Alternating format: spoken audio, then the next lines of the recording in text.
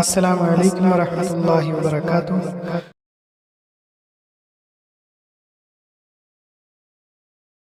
സൂറത്ത് 5-ാമത്തെ ആയത്ത് ഇതൊരു താക്കീതും പിന്നെ ഒരു വലിയ നിയമവുമാണ്. അതായത് നമ്മൾ ദത്തെടുക്കുമ്പോൾ അതൊരു പൊതുവെ നിലവിലുള്ളൊരു കാര്യമാണ്. മുസ്ലിങ്ങൾ പക്ഷേ കുറവാണ്. പക്ഷേ ഇനി എടുത്തു കഴിഞ്ഞാൽ ദത്തുപുത്രന്മാർ അല്ലെങ്കിൽ ദത്തുപുത്രികൾ എന്ന് പറയുന്നത് നമ്മുടെ മക്കൾ ആവുന്നില്ല ഒരിക്കലും.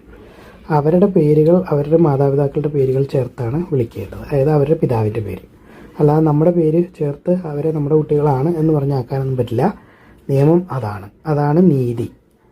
ഇനി അവരുടെ പിതാക്കളെ അറിയില്ലെങ്കിൽ അവർ നിങ്ങളുടെ സഹോദരങ്ങളും മിത്രങ്ങളും ആവുന്നു. അതായത് മക്കളാവുന്നില്ല, അപ്പോഴും കൂട്ടുകാരനോ അല്ലെങ്കിൽ സഹോദരനോ ആവുന്നുള്ളൂ, മക്കൾ ആവുകയില്ല. ഇനി അങ്ങനെ എന്തെങ്കിലും അറിയാതെ ചെയ്തു പോകേണ്ടെങ്കിൽ കുഴപ്പമില്ല, അറിഞ്ഞുകൊണ്ട് ചെയ്തിട്ടുണ്ടെങ്കിൽ അത് കുറ്റകരമാകുന്നു.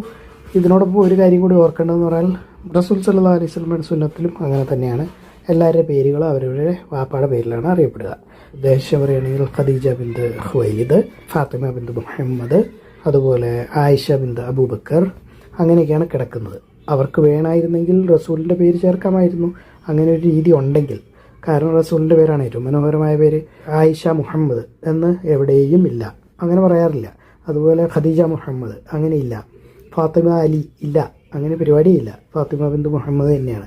നമ്മളും അത് തന്നെയാണ് ചെയ്യേണ്ടത്. ഭർത്താക്കന്മാരുടെ പേരിലേക്ക് ഭാര്യമാരുടെ പേര് മാറ്റുന്നത് ഒരു രീതിയല്ല, കുറ്റകരമാണോ എന്ന് അറിയില്ല.